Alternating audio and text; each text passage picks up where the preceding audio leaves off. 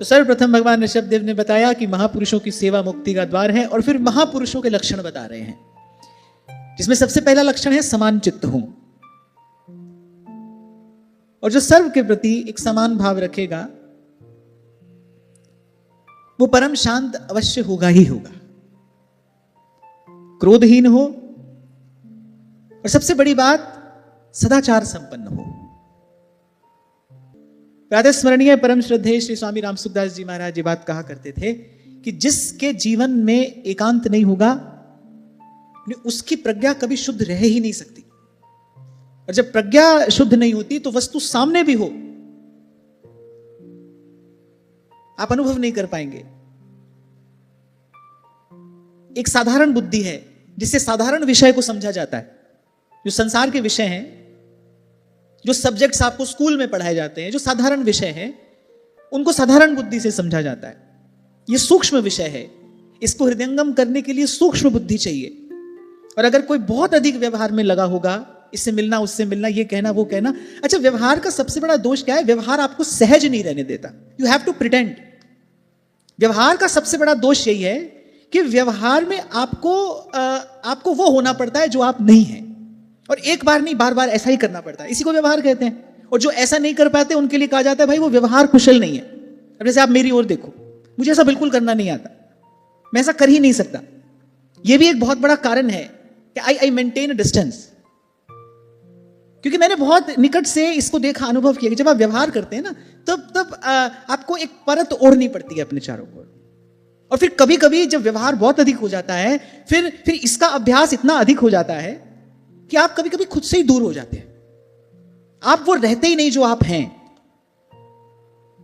इसीलिए श्री नारद जी भक्ति सूत्र में कह रहे भक्ता एकांतिनो मुख्या।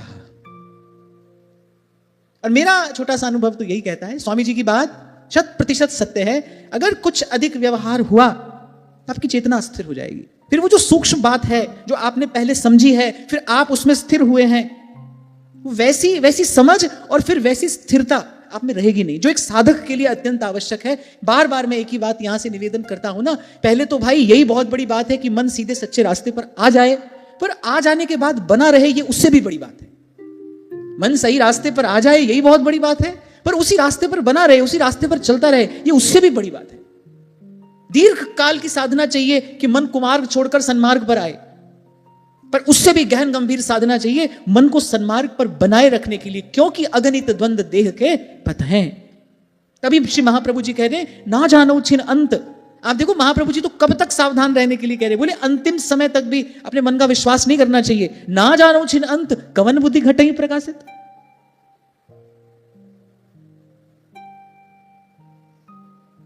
तो श्री स्वामी जी महाराज जी बात कहा करते थे, बोले गुरु ऐसा बनाना देखना संभलना। बोले गुरु बहुत खटपटिया नहीं होना चाहिए। अब गुरु ही बहुत व्यवहार में लगा है तो भाई गुरु के व्यवहार की सिद्धि के लिए शिष्य को भी व्यवहार में लगना पड़ेगा कि नहीं? अब गुरु ही अगर व्यवहार में लगा है, अब मान लो 2 4 5 बिल्डिंग गुरु जी को ही बनानी है, तो भाई चेला को तो धन कमाना पड़ेगा। सीधी सी बात है, धन का काम तो धन से ही होता है, 10 रुपए का काम तो 10 रुपए से ही होता है। कोई प्रवचन में आपको 1 करोड़ रुपए की बात बता रहा है, पर उससे चीज तो 10 रुपए की भी नहीं आती। भाई धन का कार्य तो धन से ही होता है। अब गुरु ही अगर इस व्यवहार में लगा है तो शिष्य को भी व्यवहार में लगना पड़ेगा, लगे रहना पड़ेगा। तो स्वामी जी बिल्कुल 2 टूक बात कहते थे, बोले देखना संभलना, यहां पर संभलना। इसीलिए कहा करते थे, बोले गुरु तो ऐसा चाहिए शिष्य से कुछ ना ले, और शिष्य ऐसा चाहिए गुरु को सब कुछ दे, और गुरु ऐसा चाहिए बोले शिष्य का कण ना ले।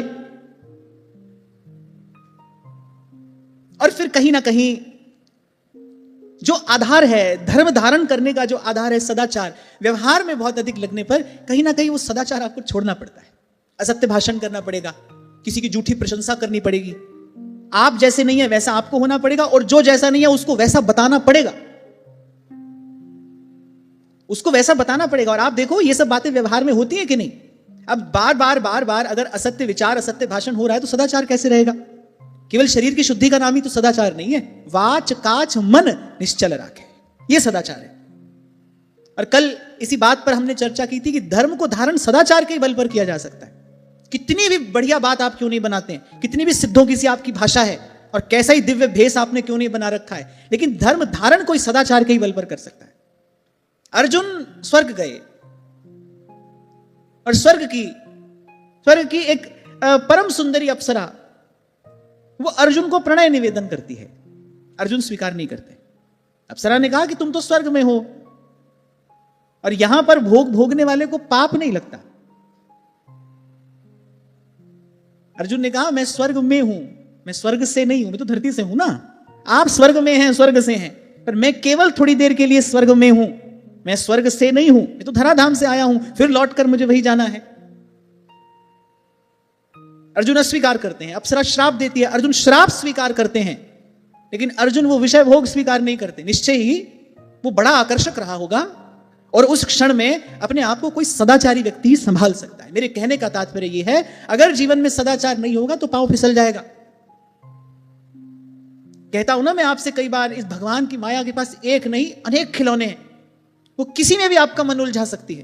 केवल धीर गंभीर सदाचारी पुरुष ही इस मार्ग पर टिकता है। तो इसलिए यहां जब महापुरुष का लक्षण भगवान ऋषभ देव जी ने कहा ना, कहा सब हो पर सदाचार संपन्न हो। इसीलिए बार बार एक ही बात मेरी ओर से आप तक पहुंचती है, भाई कुछ भी करना, कहीं पहुंचना नहीं पहुंचना, प्रयास करना आपका जीवन पवित्र रहे। भजन साधन ये तो भाई हम इसलिए कर रहे हैं क्योंकि यदि ये नहीं करेंगे तो फिर क्या करेंगे। अगर भजन साधन नहीं करोगे तो फिर वो जो शक्ति है, जो क्रिया शक्ति, वो आपसे उधम कराएगी। आप कभी देखना, एक छोटा सा बच्चा, कभी कभी किसी बच्चे का एक जो एनर्जी लेवल होता है ना, वो एक्सेप्शनली हाई होता है। आप देखो उसको 2 मिनट भी चैन से बिठाना बड़ा मुश्किल हो जाता है, वो बैठ नहीं सकता है। वो चाहता भी हो ना बैठ जाओ, लेकिन वो उसकी जो शक्ति है, जो उसका ऊर्जा का स्तर है, वो उसको बैठने नहीं देगा। ऐसे जो आपकी हमारी जो क्रिया शक्ति है, वो आपको हमको चैन से बैठने नहीं देगी। तो भाई कुछ तो करना है। इसीलिए सेवक जी महाराज कहते हैं कि बीत काल सब जाइयों, भक्त को कालाक्षेप के लिए ये सब करना है। भगवान तो अपनी इच्छा से ही मिलेंगे। और कल आपसे मैंने कहा था, व्यवहार की शुद्धि सबसे बड़ी तपस्या है। अब यहां तो भाई आप हम सब भक्त ही बैठे हैं, आप भी बहुत सधे हुए बैठे हो, मैं भी अपनी ओर से पूरा प्रयास करता हूं। फिर बड़ी बात है कि व्यवहार कैसा है हमारा। हमारी साधना की जो कसौटी है वो हमारा व्यवहार है। तभी कबीर कहते हैं, कहे कबीर भक्ति कर पाया, भूले भाग मिले रघुराया। साधु हरि चरणन चित लाइए, साधु हरि चरणन चित लाइए। चतुराई न चतुर्भुज पाइए, चतुराई न चतुर्भुज पाइए। साधो माधो स्यो मन लाए, साधो माधो स्यो मन लाए। कम से कम मैं अपने व्यक्तिगत जीवन में भी, और जब मुझे कहने का अवसर मिलता है तब भी, मैं इस बात पर बहुत बल देता हूं। कल ही जिस एक पद की हमने यहां चर्चा की, कहीं भी श्री नरसिंह मेहता जी ने, जो परम वैष्णव हैं, परम भागवत, कहीं भी नरसिंह मेहता जी ने वैष्णव के देश और भेष की बात नहीं की। अगर महत्वपूर्ण होता तो अवश्य कहते, अगर वो कुछ महत्वपूर्ण होता तो वो अवश्य कहते। उन्होंने कहीं भी कोई बात नहीं की। कहां से आरंभ किया, तेने कहिए चे पीर पराई जाने रे, वाच काछ मन निश्चल राखे, निंदा ना करे केणी रे, पर स्त्री जेने मात रे।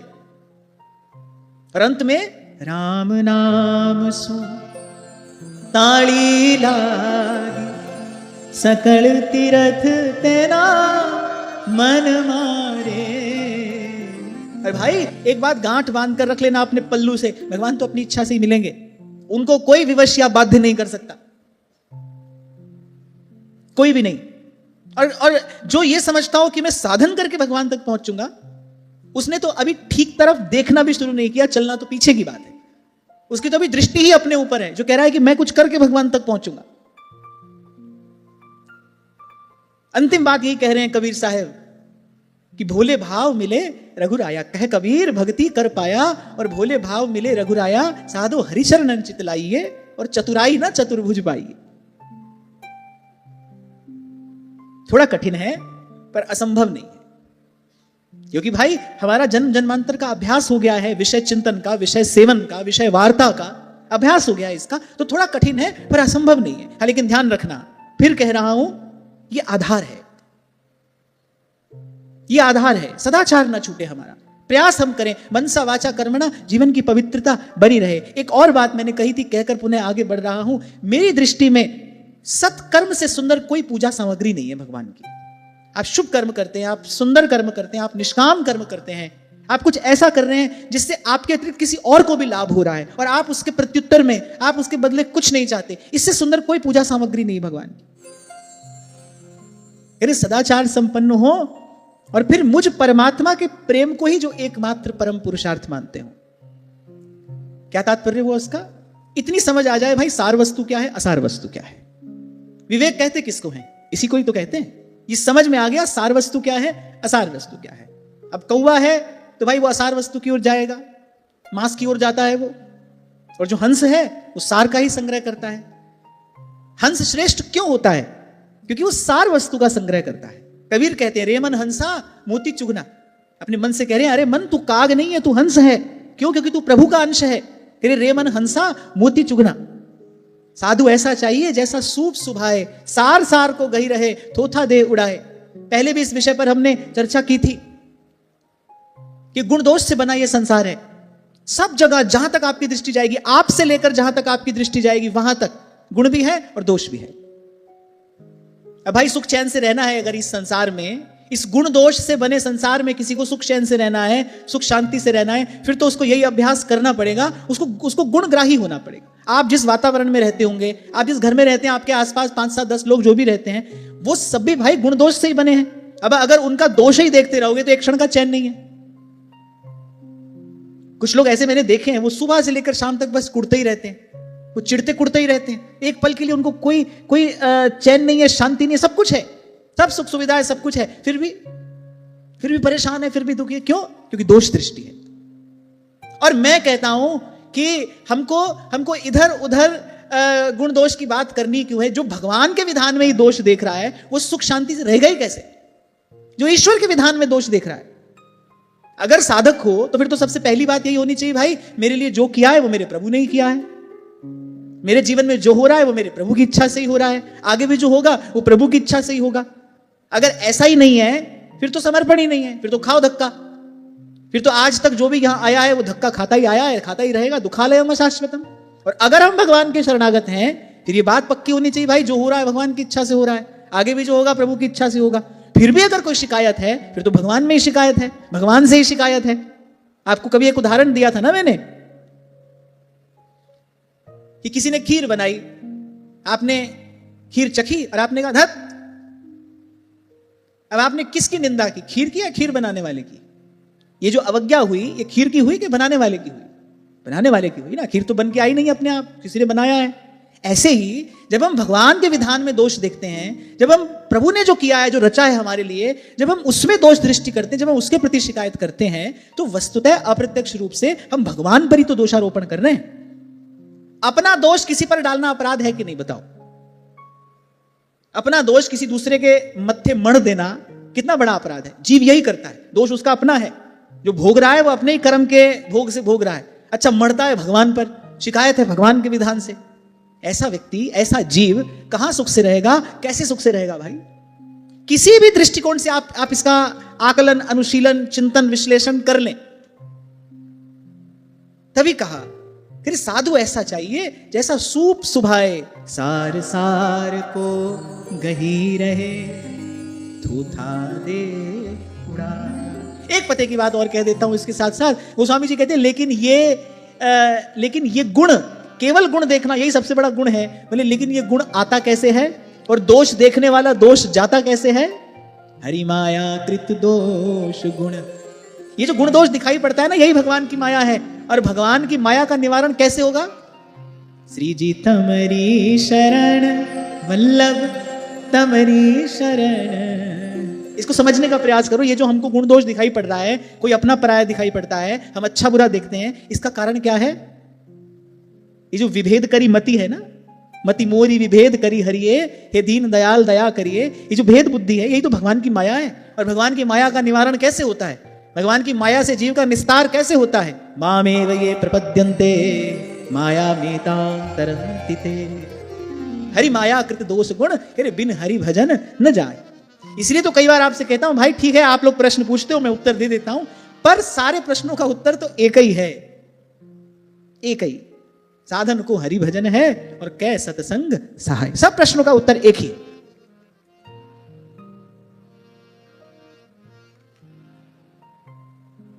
The moment you make your self free from judging others, उसी समय आपको सदा रहने वाली शांति प्राप्त हो जाती है, जब आप इस द्वंद्व से अपने आप को मुक्त कर लेते हैं। लेकिन ये भाव, ये उज्जवल भाव, ये निर्मल भाव आता किसकी कृपा से है? भजन सत्संग की कृपा से आता है। अक्लमंद लोग तो बहुत हैं। अच्छा, वैसे इस शब्द मुझे थोड़ा कम समझ में आता है, अक्लमंद। अक्लमंद बोलते हैं, बुद्धिमान तो ठीक है, अक्लमंद तो माने जिसकी अक्ल मंद चलती है वही अक्लमंद हुआ। शब्दार्थ का अगर विचार करो तो यही अर्थ हुआ ना, अक्लमंद, जिसकी अक्ल मंद है वो अक्लमंद। अब संसार में व्यक्ति अपने आप को बहुत अक्लमंद कहलाना पसंद करता है। किसी भी बहुत अक्लमंद व्यक्ति को आप ये बात बताओ, उसके भीतर नहीं जाएगी। इसलिए मैंने कहा कि ये गुण, ये निर्मल भाव जीवन में अगर आएगा तो अक्लमंद होने से नहीं आएगा। बिन सत्संग विवेक न होई, राम कृपा बिन सुलभ न सोई। इसलिए श्रीमद् भागवत के आरंभ में हमने ये चर्चा की थी, संशयात्मिका बुद्धि, निश्चयात्मिका बुद्धि। इस विषय को, इस तत्व को समझने के लिए वो निश्चयात्मिका बुद्धि चाहिए, विमल प्रज्ञा, शुद्ध बुद्धि। और जैसे अशुद्ध खाने वाला स्वस्थ नहीं रह सकता, अशुद्ध खाने वाला जैसे कभी स्वस्थ नहीं रह सकता, उसी प्रकार जिसका व्यवहार अशुद्ध होगा उसकी प्रज्ञा कभी शुद्ध नहीं हो सकती। वो शुद्ध विषय, शुद्ध वस्तु को नहीं समझ पाएगा, उसके भीतर ही नहीं जाएगी वो बात। आपको एक प्रसंग सुनाया तो था मैंने, हमारे श्री पुजारी जी महाराज मानसरोवर पे विराजे थे और पद गा रहे थे, यही वर्षा के दिन थे, मल्हार गा रहे थे।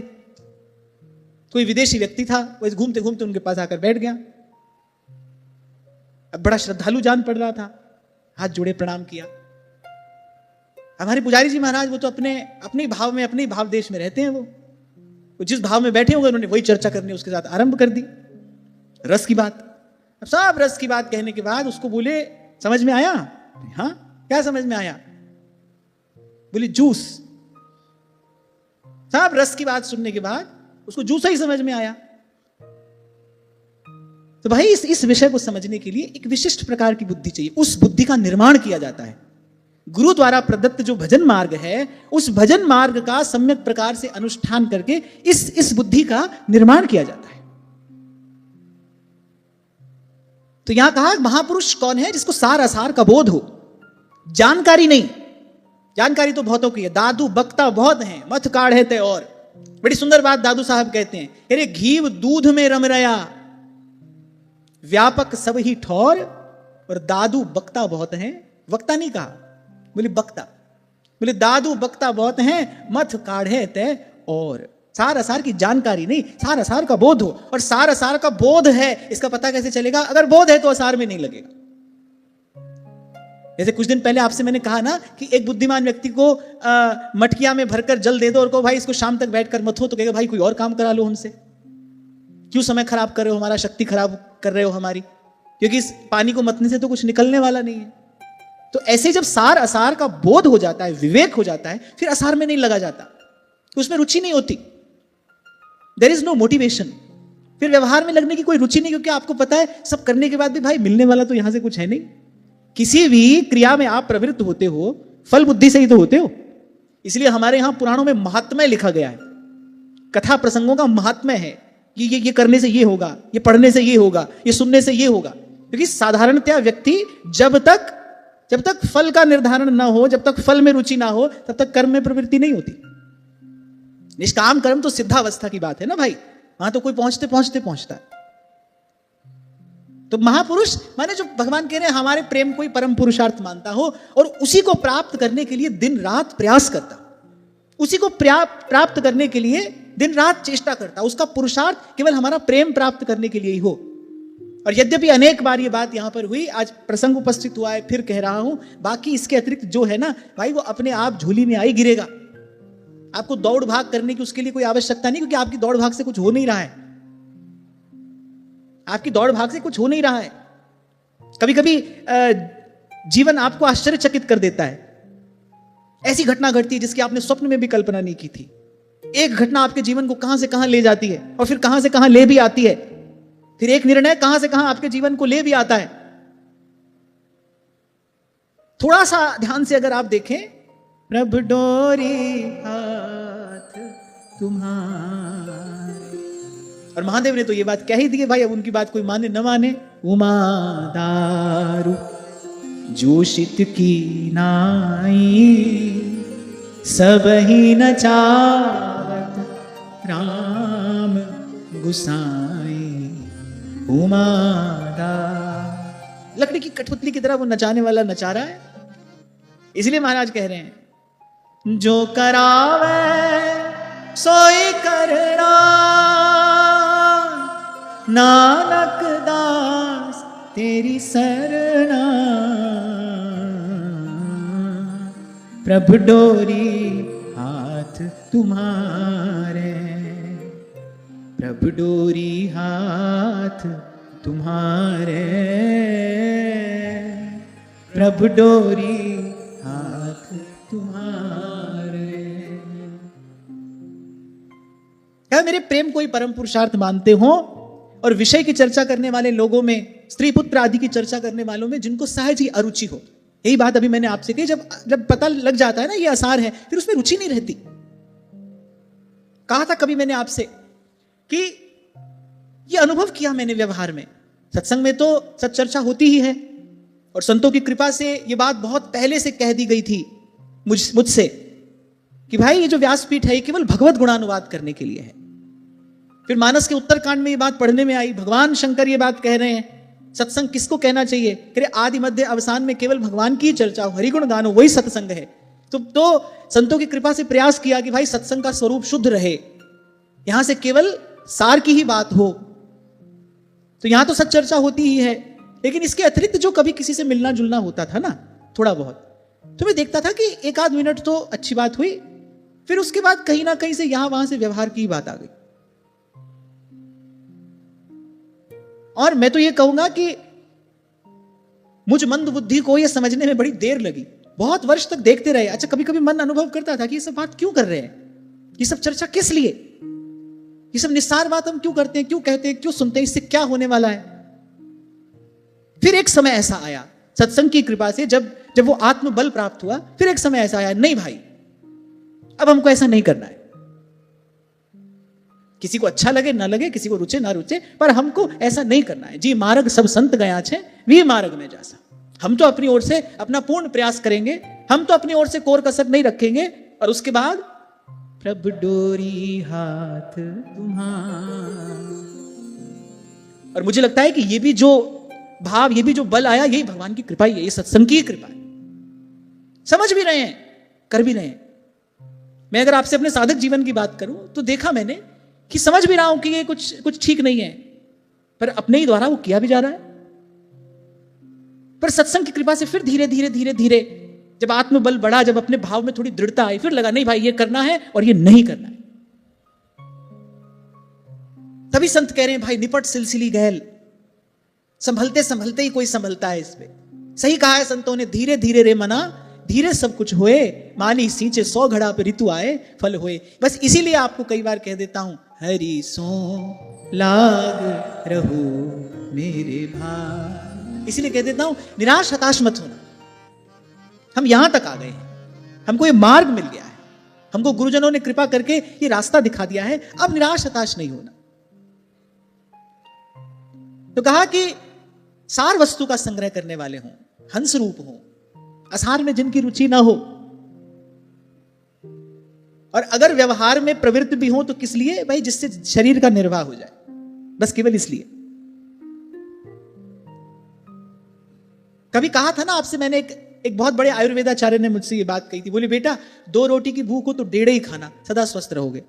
फिर मैंने सोचा कि मैंने कहा ये सिद्धांत तो जीवन के हर क्षेत्र में, हर परिधि में अपनाया जा सकता है कि जो भी जितनी भी हमको आवश्यकता हो हम उससे थोड़ा कम ले लें। और मैंने देखा ये बड़ा चमत्कारिक सिद्धांत है, बड़े आश्चर्यचकित कर देने वाले इसके परिणाम हैं। आप अपनी आवश्यकता से थोड़ा कम ले लो। भोजन में तो ये बात मैंने 100% अपना ली कि भाई 2 रोटी की भूख हो तो आपको 1.5 ही खाना है। और वस्तुतः शरीर भी स्वस्थ रहता है, मन भी प्रसन्न रहता है, क्योंकि जब दीर्घ काल तक आपका शरीर स्वस्थ रहता है ना, तो मन एक विशेष प्रकार की प्रसन्नता अनुभव करता है। जैसे दीर्घ काल तक अगर शरीर रोगी हो तो मन भी अवसादग्रस्त होने लगता है, क्योंकि तन से मन जुड़ा है, तन से मन, मन से बुद्धि, बुद्धि से चित्त, और उससे अहंकार, सूक्ष्म अहंकार। गीता में तो भगवान कह रहे मन से परे बुद्धि है, बुद्धि से परे आत्मा है। तो जैसे दीर्घ काल तक रोग हो तो मन अप्रसन्न, अस्वस्थ, अवसादग्रस्त हो जाता है, ऐसे जब आप दीर्घ काल तक स्वस्थ रहते हैं तब आपका मन एक विशेष प्रकार की प्रसन्नता, एक विशेष प्रकार का उत्साह अनुभव करता है। और यह बात तो सबको ध्यान रखनी चाहिए, आपकी चेतना पर जो गहन गंभीर प्रभाव पड़ता है ना, वो आपके भोजन का पड़ता है, आपके आहार का पड़ता है। बड़ा गंभीर परिणाम होता है उसका आपकी चेतना पर, आपकी कॉन्शियस पर, आप कैसा आहार लेते हैं। और इस बात पर चर्चा तो हम बहुत बार कर चुके। आहार केवल भोजन ही नहीं, जो आप आंख से देखते हैं, कान से सुनते हैं, वो भी सब आहार है। आप इनहेल करते हैं ना, यू आर टेकिंग इन। तो one should be very mindful. जब आप आहार ले रहे हो तो आप बहुत सावधान रहना, क्योंकि उसका आपकी चेतना पर बड़ा गहन गंभीर प्रभाव पड़ेगा। और ये जो यहां वहां की बकबक है, इसके लिए तो संत कह रहे कुसंग सर्वथैव त्याज्य। रविदास जी कह रहे कुसंग पशु थे बच्चे। अब लगता है, जब पीछे मुड़कर देखते हैं ना, तो अब लगता है कि कैसे कोई कर लेता है ये काम। घंटों बैठकर यहां वहां की बात कर रहे हैं बस। कुछ लोगों का तो रूटीन होता है ये, सब काम खत्म किया, उसके बाद लगाया किसी को फोन, घंटों बतियाए, इसकी बात उसकी बात, यहां की चर्चा वहां की चर्चा। ये उनका अभ्यास है, दैनिक जीवन है ये उनका, वो इसको लाइफस्टाइल कहते हैं। ऐसा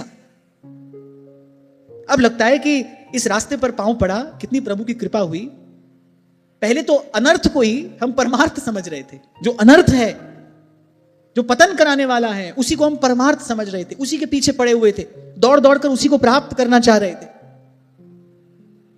लोक मान्यता, मान बढ़ाई, इसके पीछे व्यक्ति क्या कुछ नहीं करता, किस स्तर तक गिर जाता है।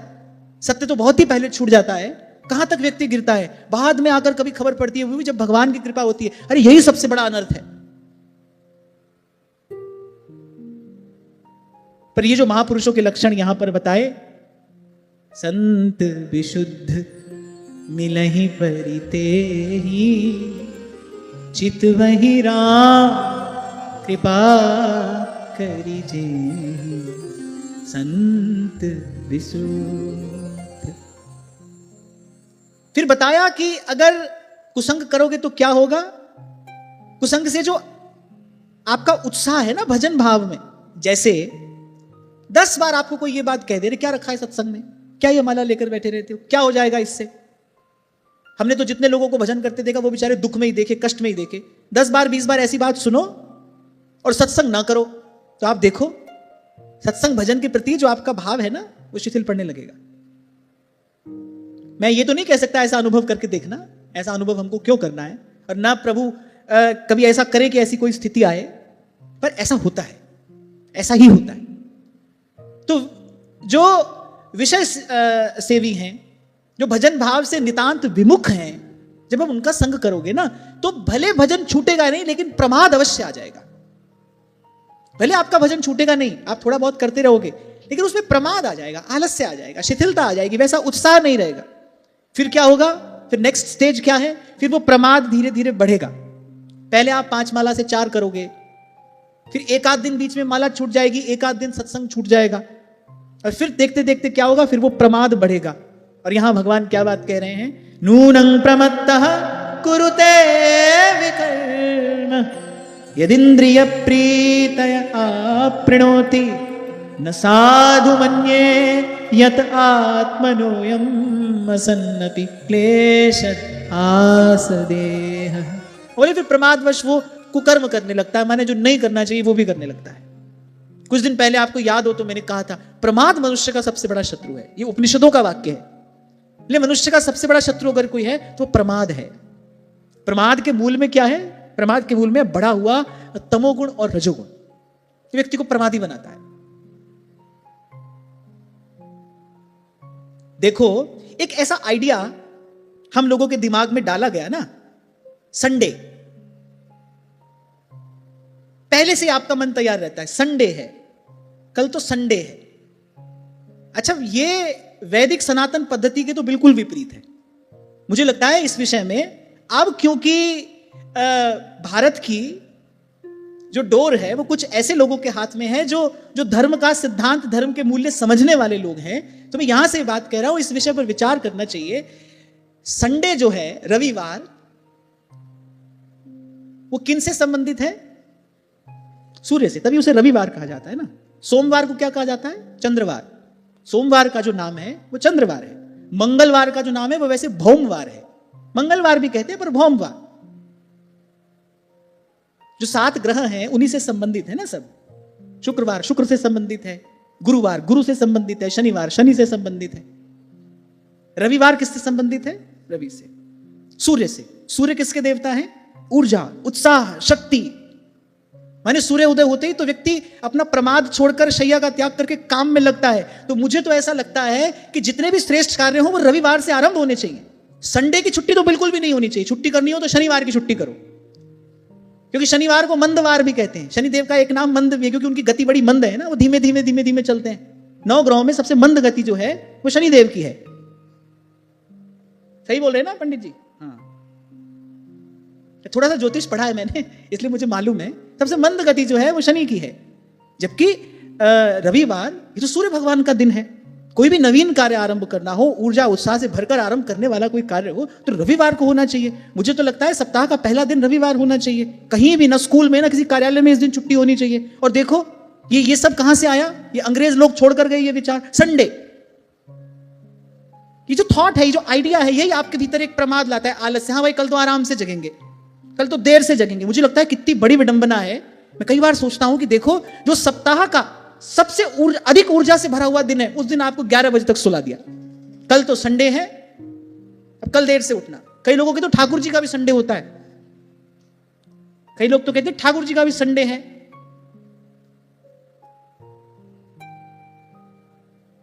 अब ठाकुर जी भी एक आध दिन अपनी छुट्टी कर ले तो उस दिन हमारा क्या होगा? कभी सोचा है तुमने? एक दिन वायु देव कहें भाई आज हमारी छुट्टी, हम नहीं चलेंगे। लो बताओ। आप एक बार प्रकृति की व्यवस्था देखिए, उसमें कितना अनुशासन है और कितना सहज अनुशासन है, कितना प्रसन्न अनुशासन है। इसी को तो कहते हैं अलाइंड विद नेचर, प्रकृति के साथ संरेखित होना। मैं कई बार इस बात का बैठे बैठे विचार करता हूं कि ये जो आइडिया ऑफ संडे है, एक बार तो मेरा मन किया प्रधानमंत्री को लिखना चाहिए, आप थोड़ा इस ओर ध्यान दो, बदलिए आप इसको। हमारे देश में ऐसा नहीं होना चाहिए। जब हमारे ऋषि मुनि इतने बड़े बड़े खगोलज्ञ हुए, आप देखिए गोस्वामी जी 500 साल पहले लिख रहे हैं, जुग सहस्त्र जो जन पर भानु। नासा ने तो उसको बाद में प्रमाणित किया, हाँ भाई पृथ्वी से सूर्य की दूरी इतनी ही है, वो तब लिख रहे हैं ये बात। आज भी भले किसी को लगता हो कि जून जुलाई में गर्मी पड़ती है, ऐसा नहीं होता। वो तो सूर्य जब एक राशि में प्रवेश करते हैं तब उनकी किरणें जिस प्रकार से धरती पर पड़ती हैं, वहां से पता चलता है गर्मी कितनी होगी। हमारे यहाँ जो मैक्सिमम हॉट डेज होते हैं, जिसको नौतपा कहते हैं, पहले से बता दिया जाता है भाई इस समय पर सूर्य रोहिणी नक्षत्र में प्रवेश करेंगे और उस समय धरती सबसे अधिक तपेगी। जब इतनी जानकारी हम लोगों को है, तब हमको ऐसे अनजान क्यों बने रहना चाहिए? रविवार के दिन तो बिल्कुल भी छुट्टी नहीं होनी चाहिए, तो सूर्य देव का दिन है।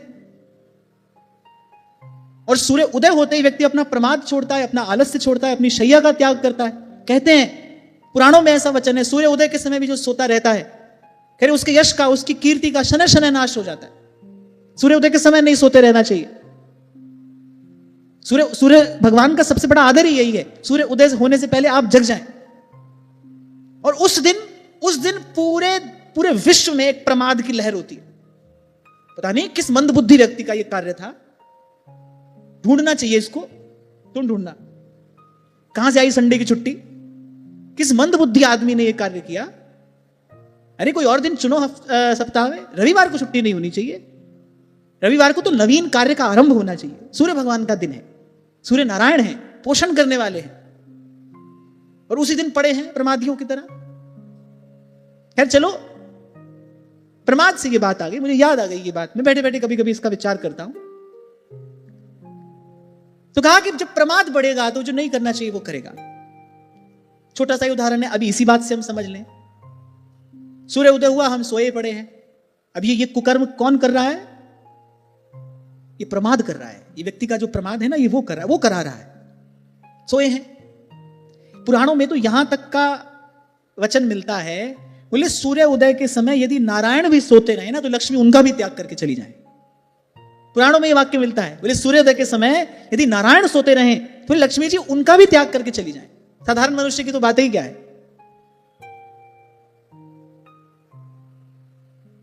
और आज देखो, आज की आप जीवन शैली देखो,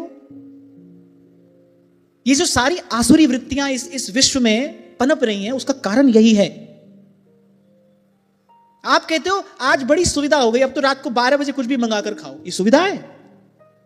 इसको आप सुविधा कहोगे? ये तो ऐसा ही हुआ, आपने जहर मांगा, किसी ने जहर ला के दिया, बोले कितनी सुविधा है, जहर मांगा जहर मिल गया, वो सुविधा हुई? थोड़ा पीछे जाकर आप देखो, हमारे यहां रात्रि के भोजन के पश्चात चूल्हा चौका एक बार निपटा दिया जाता था, रसोई को स्वच्छ कर दिया जाता था। अगले दिन क्योंकि फिर से संत गौ ब्राह्मण की सेवा होगी, उस रसोई से भगवान की सेवा होगी, उसके बाद रसोई में कुछ नहीं पकेगा। एक निश्चित समय है, रसोई में पकने का भी एक निश्चित समय है। एक बार चूल्हा ठंडा हो गया, एक बार चौका निपटा दिया, अब उसके बाद अगले दिन पुनः चौका लगेगा तो कोई कार्य होगा, उससे पहले नहीं हो सकता। ये बात तो हमने अपने ही जीवन में देखी। जब श्री जी की सेवा थी तो भाई ये तो हमारा नियम होता था कि रात को सोने से पहले हमको जो रसोई है वो अगले दिन के लिए तैयार करके सोना है, उसको स्वच्छ करके अगले दिन के लिए तैयार करके सोना है, क्योंकि भाई सुबह सुबह मंगला की सेवा होगी। अभी तो ना खाने का पता है ना सोने का पता है, इसीलिए ये सारी आसुरी वृत्तियां मनुष्य में धीरे धीरे पनप रही हैं। कल भी आपसे मैंने कहा था ना, बड़े बड़े सींग बड़े बड़े दांत होने से राक्षस नहीं होता है कोई, वो अपनी वृत्ति से होता है। उसकी वृत्ति क्या है? प्रमाद जब बहुत बढ़ जाता है, बहुत अधिक प्रमाद बढ़ेगा, तमस बहुत अधिक बढ़ जाएगा, फिर केवल इसी जड़ता कलह क्लेश से युक्त जीवन रह जाता है। आप देखो घर घर की कहानी नहीं है क्या ये? आज संतान के मन में माता पिता का आदर नहीं है, दाम्पत्य जीवन कितना कलह और क्लेश से ग्रसित हो रहा है, संबंधों का आदर मान सम्मान कहीं है ही नहीं। उसका कारण क्या है? क्योंकि प्रत्येक व्यक्ति जो है वो इसी प्रमाद के मार्ग पर चल पड़ा है। बस एक ही लक्ष्य है, शरीर का सुख। वो अधिक से अधिक कैसे मिले, बस शरीर को सुविधा मिलनी चाहिए, हिलना डुलना ना पड़े, बस एक ही लक्ष्य है, शरीर का सुख। और मैं कहता हूं एक बार आप बस इसको छोड़कर देखो, एक बार मन से विचार करो, एक बार ये चिंतन करो और इस विचार को मजबूत करो, इस विचार को दृढ़ करो। भाई शरीर का सुख हमारे लिए कोई महत्वपूर्ण नहीं है, मन का सुख ही हमारे लिए मूल्यवान है, हमारी आत्मा का सुख ही हमारे लिए श्रेष्ठ है। आप देखो आपके जीवन में एक सहज सुख शांति का आप अनुभव करेंगे कि जितना भोगवाद है, मुझे सुख मिले और मुझे भी किसको, मेरे शरीर को। भरे पड़े हैं बाजार ऐसी वस्तुओं से जो केवल केवल केवल आपको घोर शरीरवादी बना रहे हैं। और भारत का अध्यात्म देखिए, उनका पहला प्रश्न ही क्या है? अथा तो ब्रह्म जिज्ञासा।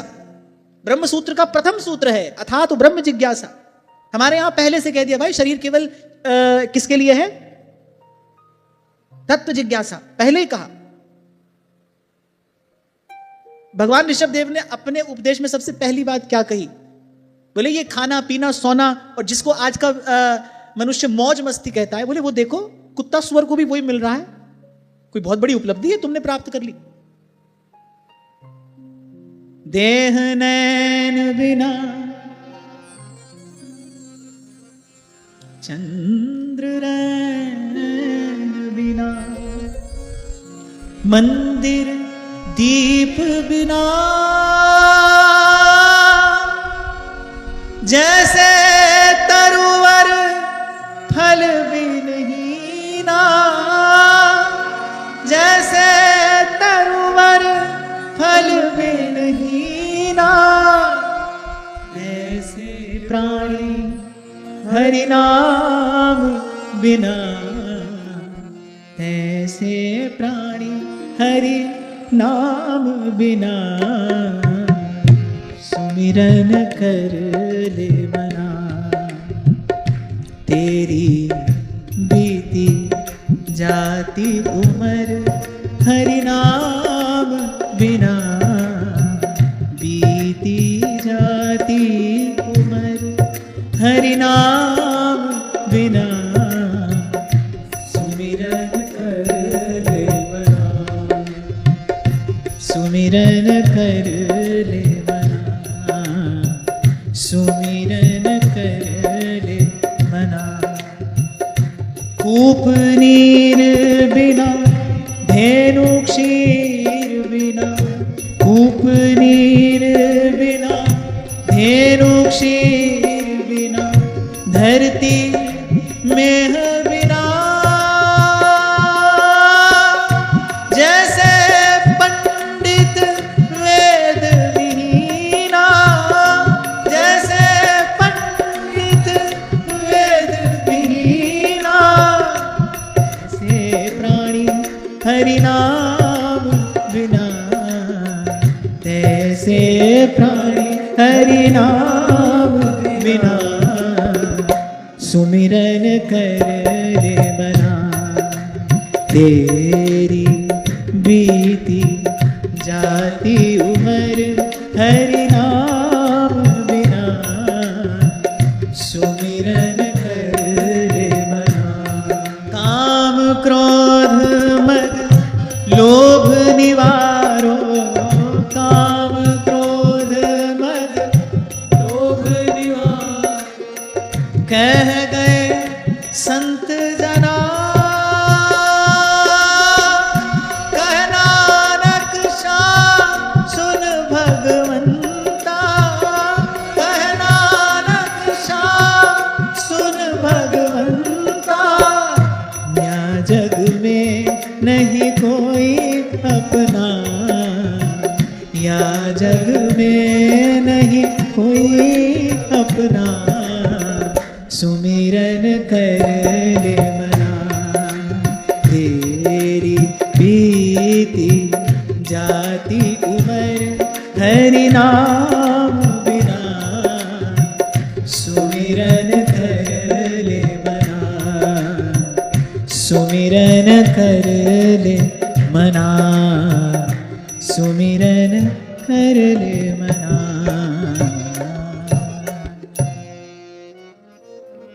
यहाँ भगवान भी यही बात कह रहे हैं। और प्रमादवश फिर जो प्रवृत्ति विकसित होती है उसका अंतिम ध्येय केवल होता है इंद्रिय तृप्ति। मैंने कुछ समय पहले भी शायद यहीं से कहा था, इस विश्व को आतंकवाद से भी अधिक भय जो है ना वो भोगवाद से है। ये जो स्वार्थ से भरता जा रहा है ना जीवन, केवल अपने क्षणिक स्वार्थ की पूर्ति के लिए व्यक्ति किसी का बड़े से बड़ा भी अहित कर देना चाहता है। ये जो भोगवाद है ये खा रहा है दीमक की भांति इस पूरे संसार के सुख को, इसकी प्रसन्नता। और यहां भगवान यही बात कह रहे हैं। आगे कहा, प्रभु कह रहे हैं, बोले मैं इसे अच्छा नहीं समझता, क्योंकि इसी के कारण, इसी स्वार्थ के कारण, इसी भोगवाद के कारण, इसी शरीर को सुख प्राप्त करने की लालसा के कारण, बोले आत्मा को यह असत और दुखदायक शरीर एक बार नहीं बार बार प्राप्त होता है। बार बार, पुनरपि जन्मं और पुनरपि मरणम। तो सबसे पहले तो आज से संडे की छुट्टी खत्म। हमको अपने जीवन में यह विचार नहीं आने देना कि कल संडे है। हालांकि यह बात मैंने केवल भावना के धरातल पर नहीं की, आपको ठोस कारण दिया है मैंने। आप कभी भी जाकर शुद्ध हिंदी में इन 7 दिनों के नाम पढ़ना, इसको रविवासर ही कहा जाता है। सोमवार को चंद्रवार कहा जाता है, फिर मंगल, फिर बुध, फिर बृहस्पति, गुरु भी नहीं कहा, बृहस्पति, फिर शुक्र, फिर शनि। हाँ, शनि को मंदवासर भी कहा जाता है। महाप्रभु जी ने भी अपने जो 2 सिद्धांत के सवैया कहे उसमें शनि को मंद ही कहा है। और मंद इसीलिए क्योंकि उनकी गति बड़ी मंद है। ऐसे तो वो न्यायाधीश हैं, वो जो उनकी कठोर छवि है ना, इसलिए क्योंकि वो न्यायाधीश हैं। कितना भी तेल चढ़ाओ उन पर, उनका इससे लेना देना नहीं है। वो ऐसी रिश्वत लेते ही नहीं। तो भगवान के बनाए न्यायाधीश हैं, वो भगवान ने उनको उस स्थान पर बैठाया है ना, प्रभु ने उनको ये सेवा दी है, तो अपना कार्य करते हैं। जो जस करे सो तस फल चाखा। तो मुझे लगता है छुट्टी हो तो फिर मंदवासर को होनी चाहिए, ताकि आपकी गति थोड़ी मंद हो जाए तो कोई बात नहीं, क्योंकि वार ही मंद है। रविवार को तो बिल्कुल नहीं होनी चाहिए। तो हम लोगों को अपने अपने जीवन से ये आइडिया एलिमिनेट करना है कि कल संडे है।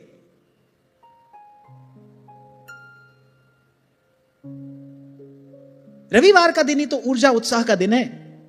वैसे भी सूर्य ग्रहों के राजा हैं। अब सोच के देखो, ये जिस भी अक्लमंद आदमी ने ये काम किया होगा वो सच में अक्लमंद ही होगा। आप सोचो, सबके स्वागत में सब खड़े हैं और जिस दिन राजा का दिन है उस दिन सब सोए हैं। ये कितनी विचित्र बात है। देखो, एक बार मैंने सोचा था मैं खोजने का प्रयास करूंगा ये संडे का आइडिया कब से आया है, कहां से आया है। ये वैदिक सनातन पद्धति तो बिल्कुल भी नहीं हो सकती। तो कम से कम हम लोग तो इसको हटाएं अपने जीवन से। रविवार का दिन तो नया संकल्प लेके नवीन कार्य आरंभ करने का दिन है, बिस्तर में पड़े रहने का दिन नहीं है, प्रमादी बन के वो पूरा दिन व्यतीत करने का दिन नहीं है। यही तो भारत भूमि की विशेषता है। हमारे पास जीवन दर्शन है, हमारे पास जीवन से परे का, पार का अनुभव है। हमको तो अपना जीवन समृद्ध बनाना चाहिए और किसी भी प्रकार से साधक को अपने जीवन में प्रमाद नहीं आने देना है, आलस्य नहीं आने देना है। आपको बताऊंगा तो आप हंस देंगे। कभी कभी ऐसा होता था कि मान लो थोड़ा समय है, ऐसे कोई विशेष कार्य भी नहीं है हाथ में, तो प्राय करके व्यक्ति क्या करेगा, पसर जाएगा। अच्छा, दिन में सोना बहुत बड़ा पातक बताया है। धर्मराज ये बात कह रहे हैं अर्जुन से। जब अर्जुन आए ना द्वारिका से और भगवान अंतर ध्यान हो गए थे, तो अर्जुन बड़े दुखी थे, बड़े उदास थे।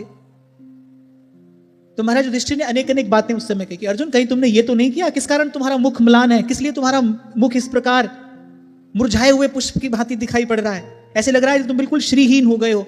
महाराज युधिष्ठिर तब तक ये जानते नहीं है कि भगवान अंतर ध्यान हो गए हैं। उन सब बातों में धर्मराज एक बात कहते हैं, कहीं दिन में सोने जैसा पाप तो नहीं किया है तुमने, कहीं दिन में सोने जैसा कार्य तो नहीं किया है तुमने, इस कारण तुम इतने श्रीहीन दिखाई पड़ रहे हो, तुम्हारे मुख पर कोई प्रसन्नता नहीं है। और आप इसको अनुभव करके देखना, दिन में जो व्यक्ति सोता है उसका मन कभी प्रसन्न नहीं रह सकता। उसके मन में एक नकारात्मकता, एक अवसाद का भाव रहता है जब आप दिन में सोते हैं। तो ऐसे कभी कभी क्या होता था कि कोई विशेष काम नहीं है, अब लगा कि भाई अब क्या होगा, ऐसे तो पड़ जाएंगे बिस्तर पर, अब वो भी नहीं करना है। तो मैं कई बार क्या करता था, अपनी सारी किताबें बाहर निकालता था, फिर से उनको लगाता था। भाई खाली नहीं बैठना है, इसका अभ्यास नहीं हो जाना चाहिए। और संतों गुरुजनों की कृपा से आज तक भी, आज के इस दिन तक भी मैं ये अभ्यास बराबर कर रहा हूं। मेरा प्रयास ये होता है कि अधिक से अधिक अपना कार्य मैं ही कर लूं, मुझे किसी पर आश्रित नहीं होना है। सब सुख सुविधा है भाई। ये सब बालक एक टांग पर सेवा करने के लिए तैयारी रहते हैं। इन सब की भावना है वो अपने जगह पर बिल्कुल ठीक है, पर मुझे किसी के आश्रित नहीं होना है। यहीं से प्रमाद प्रवेश करता है जीवन में। आप छोटे से छोटे कार्य के लिए भी किसी पर आश्रित हो जाते हैं। और भगवान यहां ये बात कह रहे फिर ये प्रमाद बढ़ता है। पहले आपका उत्साह शिथिल होगा, फिर ये प्रमाद बढ़ेगा, और फिर जब ये प्रमाद बढ़ जाएगा तो बोले उस प्रमाद से विवश होकर, उस प्रमाद के अधीन होकर बोले फिर मनुष्य कुकर्म करता है। कुकर्म माने जो नहीं करना चाहिए, जो बुरा कार्य है वो करता है। और 2-3 दिन पहले ही हम चर्चा कर रहे थे, शरीर तो ऐसा है भाई, आप इसको जैसा अभ्यस्त करोगे वैसा हो जाएगा। आप जैसा अभ्यास इससे कराओगे वैसा हो जाएगा। हमारे बाबा सदा से बात कहा करते थे, बोले बेटा भजन और भोजन जितना बढ़ाओ उतना बढ़ जाता है, जितना घटाओ उतना घट जाता है। भजन भी और भोजन भी।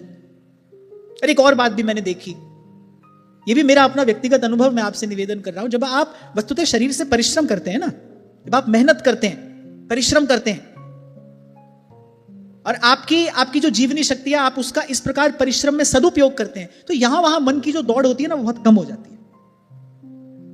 वो जो मन का कारण यहां वहां दौड़ना है, सीधी सी बात है भाई, सरल शब्दों में समझ लो। सुबह से लेकर रात तक बहुत परिश्रम आपने किया, थक गए, टूट गए, जैसे बिस्तर पर पड़ोगे नींद आ जाएगी। अब दिन भर कुछ किया ही नहीं है, बैठे बैठे रोटी तोड़ी है और लड्डू पूड़ी खाया है, अब क्या है, बिस्तर पर पड़े पड़े यहां घूमोगे वहां घूमोगे। आजकल तो व्यक्ति क्या करता है, अपना मोबाइल उठाया, सारी दुनिया का बवाल देखा, अपने दिमाग में भरा, फिर क्या कह रहे हैं डॉक्टर के पास जाके, हमको एंग्जाइटी हो रही है।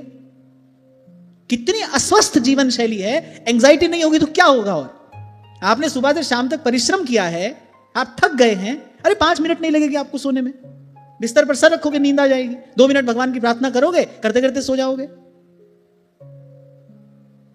ये जो इस प्रकार की जीवन शैली विकसित हो रही है ना, ये साधक जीवन की शत्रु है। यही बात यहां भगवान ने कही, और बड़ा महत्वपूर्ण उपदेश है। मैंने कल ही आपसे कहा था, भगवान ऋषभ देव ने अपने पुत्रों से जो कहा, इस जीवन सिद्धि के मूल मंत्र उन्होंने कहे हैं। आपके शब्दों में डूज एंड डोंट, साधक क्या करे क्या ना करे। पराभवस्थावद बोध जातो यावन्न जिज्ञासत आत्मतत्त्वम् यावत् क्रियास्तावदिदं मनो वै कर्मात्मकं येन शरीरबन्धः। बोले ऐसे जीवन में तो कभी आत्म तत्व की जिज्ञासा हो ही नहीं सकती। आप तो देखो, अपने चारों तरफ देखो, कितने लोग हैं उनको पता ही नहीं भगवान नाम की कोई चीज भी होती है। There is some idea of self realisation, उनको पता ही नहीं है। वो इतने व्यस्त हैं अपने उस प्रमाद से भरे हुए जीवन में, खाना पीना सोना। संत कह रहे हैं खाना पीना सोना और ना कोई चीत, और कोई चेता ही नहीं है। सदगुरु सबद बिसारिया आदि अंत का बोले आत्म तत्व की कोई जिज्ञासा ही नहीं है। शरीर से आगे भी कुछ है, इस ओर तो कभी मन ही नहीं गया, बुद्धि नहीं गई, और ऐसी स्थूल बुद्धि जा भी नहीं सकती। और बोले जब तक ये जिज्ञासा नहीं होती तब तक व्यक्ति शरीर को ही अपना सब कुछ मानकर उसी को पालने पोसने में लगा रहता है। करेगा क्या, और कोई विचार ही नहीं है। आप जाकर देखिए पाश्चात्य देशों में, आप जाकर देखिए वहां सारा प्रयास किस लिए किया जा रहा है, किस प्रकार शरीर को अधिक से अधिक सुविधा दी जा सके। बस आप जाकर देखो, वहां जो बाजार भरे पड़े हैं, वहां कैसे कैसे ऑब्जेक्ट्स आपको देखने को मिलेंगे। भाई अधिक से अधिक शरीर को कैसे सुखी रखा जाए, बस। क्योंकि उससे आगे चिंतन ही नहीं है ना, उसके आगे चिंतन की गति नहीं है। क्योंकि वहां चिंतन करने के लिए जैसी बुद्धि चाहिए वैसी जीवन शैली नहीं है, तो वो बुद्धि कहां से आए। तभी आपको कह रहा हूं भाई, हम तो भारत भूमि पर जन्मे हैं। तभी तो ध्रुवदास जी ने कहा ज्ञान सहित नर देहवर और भरत खंड में होई, तोहु ना चाख्यो प्रेम रस ताको रहिए रोई। यहां तो जन्म से एक संस्कार मिलता है हमको। अब आज तो ऐसी व्यवस्था नहीं रही क्योंकि हम लोग बड़े मॉडर्न हो गए, वरना बच्चे के जन्म के साथ ही सबसे पहले वेद मंत्र का उच्चारण किया जाता है उसके कान में। वेद मंत्र के उच्चारण के साथ वो मंत्र पूत मधु से उसकी जिह्वा पर कुछ लिखा जाता है। और ये सब क्या है, ये सब संस्कार जो हैं, इन सबको सही प्रकार से संपन्न कराने से क्या होता है, आपका सॉफ्टवेयर अपडेट होता है। जैसे आपके मोबाइल का सॉफ्टवेयर अपडेट होता है ना, उसकी फंक्शनैलिटी बढ़ जाती है। ऐसे ही एक सुसंस्कृत व्यक्ति जो होता है, उसकी बुद्धि, उसकी प्रज्ञा किसी और स्तर की होती है। यदि संस्कार नहीं हुए तो उसमें मनुष्यत्व नहीं आएगा। देखने में मनुष्य है, 2 हाथ 2 पैर हैं, देखने में है। इन सब सद्गुणों से कोई मनुष्य होता है। तो भगवान ने कहा, और अगर प्रमाद आया तो बोले भोग विलास में लगा रहेगा, भोग विलास में लगा रहेगा, बुद्धि और जड़ होती चली जाएगी। बोले आत्म तत्व की कभी जिज्ञासा ही नहीं होगी। बूढ़ा हो जाता है व्यक्ति, बूढ़ा हो जाता है। अच्छा, महाभारत में आगे एक और बात भी बड़ी अच्छी लिखी। उसने कहा कि बाल पक जाने से किसी को वृद्ध नहीं मानना चाहिए। बाल सफेद हो गए, अवस्था कुछ शरीर की अधिक हो गई, बोले इससे वृद्ध नहीं मानना चाहिए। जिसको ज्ञान है वही वृद्ध है, ज्ञानी ही वृद्ध है, वही आदरणीय है, उसी का समादर किया जाना चाहिए। तो बोले इस भोग बुद्धि के साथ, बोले वो बस इसी शरीर के सुख साधन, इसी की सुख सुविधा को जुटाने में लगा रहता है, और इसी से बार बार उसको देह बंधन की प्राप्ति होती रहती है। एवं मनः कर्मवशं प्रयुक्ते अविद्ययात्मन्युपधीयमाने प्रीतिर्न यावन्मयि वासुदेवे न मुच्यते देह योगेन तावत्। तो भगवान ने कहा भाई, हमसे प्रेम करने का तो विचार ही कभी मन में नहीं आता। जो इस प्रकार की जिसकी जीवन शैली है, इस प्रकार का जिसका जीवन है, खाना पीना सोना मौज मस्ती जिसका लक्ष्य उद्देश्य है, बोले हम भी हैं, हमसे प्रेम भी किया जा सकता है। बोले तो कभी विचार भी उसके मन में नहीं आता। बोले मुझ वासुदेव में तो फिर प्रीति हो ही नहीं सकती। और भगवान ने कहा इसके बिना कोई देह बंधन से छूट नहीं सकता। मामेव ये प्रपद्यन्ते, यहां भगवान कह रहे हैं मामेव। ये जो एव शब्द है ना, इसका अर्थ होता है केवल बस यही, और कोई दूसरा विकल्प नहीं है, और कोई दूसरा मार्ग नहीं है। मामेव ये प्रपद्यन्ते मायामेता तरन्ति ते यदा न पश्यद्य यथा गुणेह स्वार्थे प्रमत्तः सहसा विपश्चित् गतस्मृतिर्विन्दति तत्र तापानासाद्य मैथुन्यमगारमज्ञ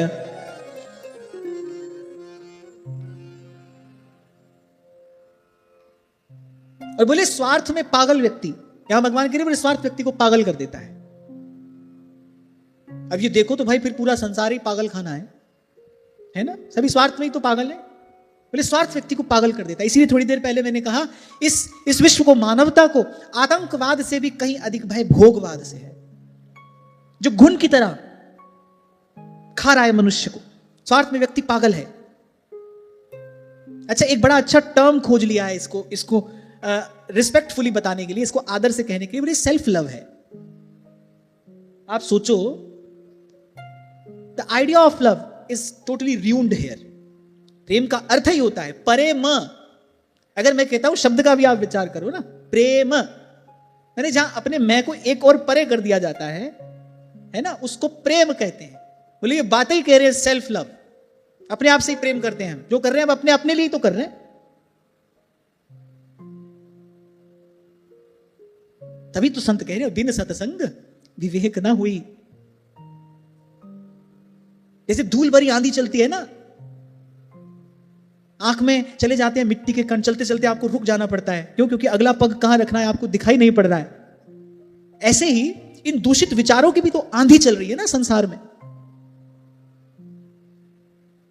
बुद्धि पर पर्दा पड़ गया है, क्या सही है क्या गलत सूझ नहीं पड़ता है, दिखाई नहीं पड़ता है। चले जा रहा है व्यक्ति, दौड़े जा रहा है, एक के पीछे एक और उसके पीछे दूसरा।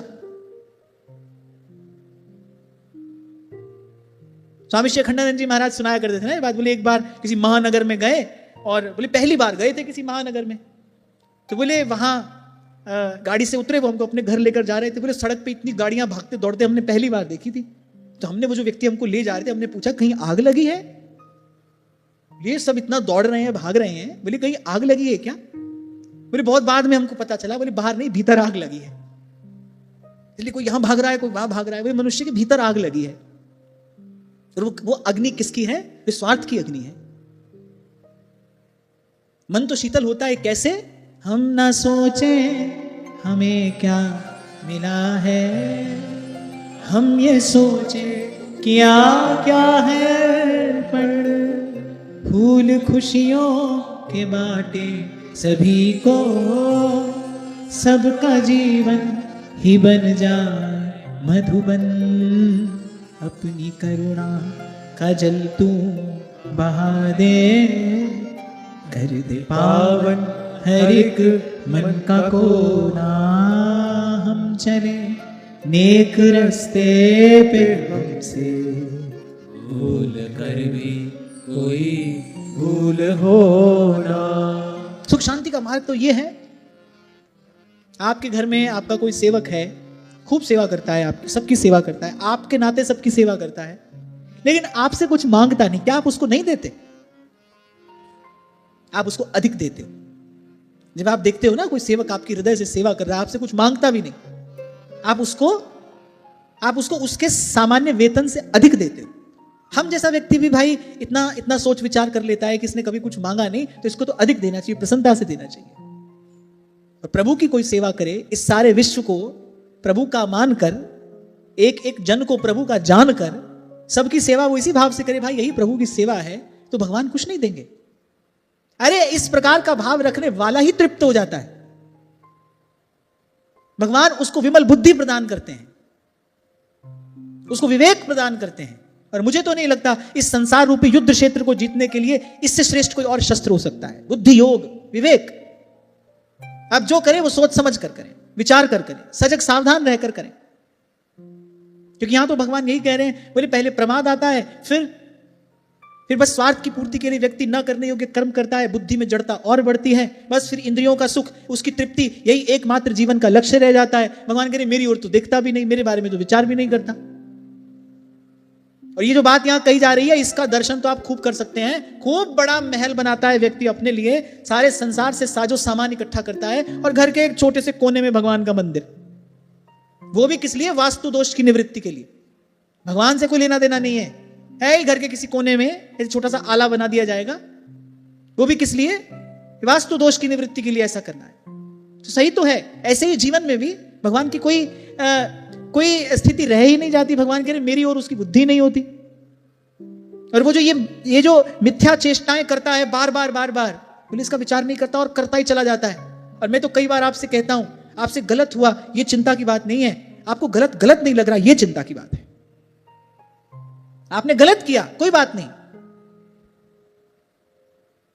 मनुष्य है, गलती होना स्वाभाविक है, एरर इज ह्यूमन। ये किया, कोई बात नहीं। आपको गलत गलत नहीं लग रहा, ये तो चिंता की बात है भाई, इससे भयभीत होना चाहिए। गलत गलत ही ना लगे, आपको अनर्थ ही परमार्थ मालूम पड़ रहा है, तो ठीक करोगे ही कैसे? क्योंकि आप उसको गलत समझ ही नहीं रहे। और भगवान कह रहे फिर बुद्धि में ऐसी जड़ता आती है, वो अनुचित ही उचित लगने लगता है, वो अनर्थ ही परमार्थ लगने लगता है, और बस उसी स्वार्थ पूर्ति के लिए व्यक्ति ना किए जाने योग्य कर्म करता है, भरता है, मरता है, और फिर इस दुष्चक्र से छूटता नहीं। इसलिए संत कह रहे हैं, काम क्रोध मद लोभ निवारो, कह गए संत जना, कह नानक शाह सुन भगवंता, या जग में नहीं कोई अपना, सुमिरन कर ले मना। जैसे कल मैंने आपसे पूछा था ना, हमारे जीवन में समता कैसे आए? भाई जिस परिवेश में हम रहते हैं, हमारे आसपास जो 8, 10, 20 लोग हमारे संपर्क में नित्य आते हैं ना, वहां से हम समता का अभ्यास आरंभ करें। ऐसे ही इस स्वार्थ से मुक्ति कैसे हो, इस शरीर से श्रम किया जाए, सेवा की जाए, हमारे शरीर को सुख मिले, ये दूषित भाव अपने मन से हटा दिया जाए। एक बात मैं आपको और बता रहा हूं, शरीर का सुख नाम की कोई वस्तु नहीं होती। यही भ्रम है, यही प्रवंचना है। मेरे शरीर को सुख मिले, शरीर का सुख नाम की कोई वस्तु होती नहीं, ऐसा कुछ होता ही नहीं है। It's an illusion.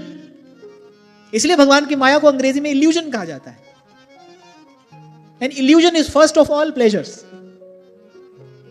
It's an illusion, ये भ्रम है। शरीर का सुख जैसा कुछ नहीं होता। आप अपने ही जीवन में देख लो, क्या जो आपने क्षणभंगुर सुख प्राप्त किया है, उससे पहले वाला दुख मिट जाता है? नहीं मिटता है। 5-10 करोड़ की गाड़ी में बैठने से क्या शरीर का रोग ठीक हो जाता है? अब मान लो कोई रोगी व्यक्ति है, अच्छा जो 5-10 करोड़ की गाड़ी खरीदेगा रोगी होगा ही होगा, क्योंकि इतना धन परिश्रम से तो आता नहीं,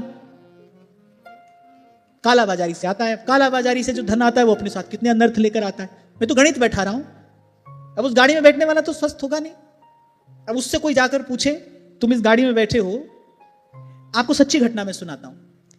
2005-6 की बात होगी, जब वृंदावन आना आरंभ हुआ था, तो हमारे वहां एक बहुत बड़े सेठ जी थे। ऐसे सज्जन थे, ठाकुर जी की सेवा भी कभी कभी करते थे। तो उन्होंने बहुत बढ़िया गाड़ी खरीदी, बढ़िया महंगी वाली गाड़ी। अब मेरे पास में बोले, आप हमारे साथ वृंदावन चलेंगे? हम पहली बार वृंदावन जा रहे हैं। मतलब गाड़ी लेकर आए तो पहली बार वृंदावन जाना है, गाड़ी लेकर हमारे साथ चलिए। अच्छा, मुझे तो अवसर ही चाहिए होता था, क्योंकि मेरे पास उस समय कोई साधन नहीं होता था वृंदावन आने का। मुझे तो महीनों पहले साधन जुटाना पड़ता था कि वृंदावन जाना है। अब मुझे कहा, मैं कहा बिल्कुल चलूंगा मैं तो। अब हम चले। अब भाई हम अपने शहर से निकले थे, दिल्ली पहुंचते पहुंचते तक महाराज जी उस व्यक्ति के पास 150 फोन आए होंगे। झंझट लगाई है, काम का, धंधे का, केस, कोर्ट, कचहरी, ये सब बात होती रही हो। एक बार तो मैंने भी सोचा ये कौन सा बवाल पाल लिया, सीधे बस में आते वही बढ़िया था, इनके साथ आ गए। अब जब दिल्ली में हम आकर रुके तो वो शायद पता नहीं क्या काम पड़ा, कोई दवा लेनी थी, वो 1 मिनट के लिए रुके और अपने ड्राइवर को उन्होंने कहा, जाओ बाहर से दवा लेकर आओ। और ऐसे गाड़ी के भीतर बैठे, बढ़िया एसी चल रहा है, बढ़िया गाड़ी है, अच्छी महंगी वाली गाड़ी। वहां बोले कि हमारा तो जीवन दूभर है। वहीं पर बैठे बैठे मैंने सोचा, मैंने कहा जो बाहर व्यक्ति खड़ा है ना, वो सोचता होगा इन सेठ जी के जैसा सुखी व्यक्ति तो कोई संसार में ही है नहीं। कितनी बढ़िया गाड़ी है, पीछे बढ़िया टांग पर टांग चढ़ाए बैठे हैं, बढ़िया एसी चल रहा है और आगे ड्राइवर साहब गाड़ी चला रहे हैं। इससे ज्यादा मौज मस्ती और क्या होगी? और मैं बिल्कुल बगल में बैठा हूं उस व्यक्ति के, और मैं सोच रहा हूं इस व्यक्ति के साथ बैठने से मैं दुखी हो गया, ये व्यक्ति कितना दुखी होगा। इसके भीतर इतनी अग्नि लगी है, मैं तप रहा हूं यहां बैठा, ये बेचारा कितना जल रहा होगा, ये बेचारा कितना दुखी होगा। तो इट्स ऑल एन इल्यूजन। शायद मैं किसी कॉलेज में था, एक बच्चे ने मुझे कहा कि मुझे अंबानी जैसा बैंक बैलेंस चाहिए, आपके जैसी मन की शांति चाहिए। मैंने कहा बेटा पहले मेरे पास आकर पूछो वैसा बैंक बैलेंस है कि नहीं, और उनसे जाकर पूछो मेरे जैसी मन की शांति है कि नहीं। मैंने कहा दोनों चीजें एक साथ नहीं रहती। जहां राम तहां काम नहीं, और जहां काम नहीं Ram. You have to opt for this. आपको चयन करना पड़ता है इसका, और कोई दुविधा नहीं है। मार्ग बिल्कुल सीधा है, स्पष्ट है। सदा से आपसे कहता आया हूं मैं, स्वार्थ का एक मार्ग है, एक मार्ग परमार्थ का है। दोनों के अपने अपने नियम है, कानून है, कोई दुविधा नहीं है। दुविधा हमारे मन में है, हम स्पष्ट नहीं हो पाते। वो बालक तो सीधा सच्चा था, उसने तो कह दिया मुझे ये भी चाहिए, मुझे ये भी चाहिए, उसने तो अपनी मन की बात कह दी। हम बस इतने सीधे सच्चे नहीं हो पाते। हम गुरु जी से कह रहे नहीं नहीं बस प्रभु ही चाहिए, आप बस हमसे सेवा कराओ, हम भगवान का भजन करें, और मन में सब बवाल भरा है। इसलिए सेवक जी महाराज ने कहा इत व्यवहार न उत परमारथ, बीच ही बीच जो जन्म गमायो। तो ये स्वार्थ की वृत्ति है ना, इससे मुक्त होने का हम धीरे धीरे प्रयास करें, अभ्यास करें। आज की वार्ता यही श्री जी के चरणों में निवेदन करता हूं। महाराज श्री के चरणों में प्रणाम। आप सबके हृदय स्थित प्रभु